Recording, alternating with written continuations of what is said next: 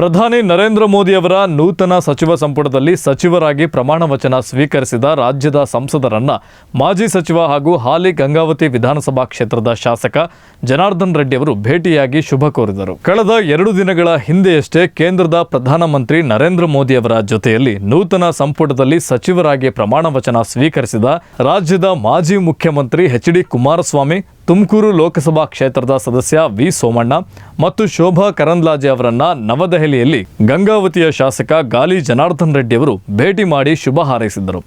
ಈ ಸಂದರ್ಭದಲ್ಲಿ ತುಮಕೂರು ಲೋಕಸಭಾ ಕ್ಷೇತ್ರದ ಮಾಜಿ ಸಂಸದ ಜಿ.ಎಸ್. ಬಸವರಾಜ್, ರಾಜರಾಜೇಶ್ವರಿ ನಗರ ವಿಧಾನಸಭಾ ಶಾಸಕ ಮುನಿರತ್ನ, ತುಮಕೂರು ಗ್ರಾಮಾಂತರ ಕ್ಷೇತ್ರದ ಶಾಸಕ ಬಿ. ಸುರೇಶ್ ಗೌಡ ಸೇರಿದಂತೆ ಇನ್ನಿತರರು ಉಪಸ್ಥಿತರಿದ್ದು ನೂತನ ಸಚಿವರಿಗೆ ಶುಭ ಹಾರೈಸಿದ್ದರು. ಅಂತೆಯೇ ಮುಂದಿನ ದಿನಗಳಲ್ಲಿ ಜಿಲ್ಲೆ ಹಾಗೂ ಅಂಜನಾದ್ರಿ ಅಭಿವೃದ್ಧಿ ಸಂಬಂಧಿಸಿದಂತೆ ಚರ್ಚೆ ನಡೆಸಲಾಯಿತು ಎಂದು ತಿಳಿದುಬಂದಿದೆ.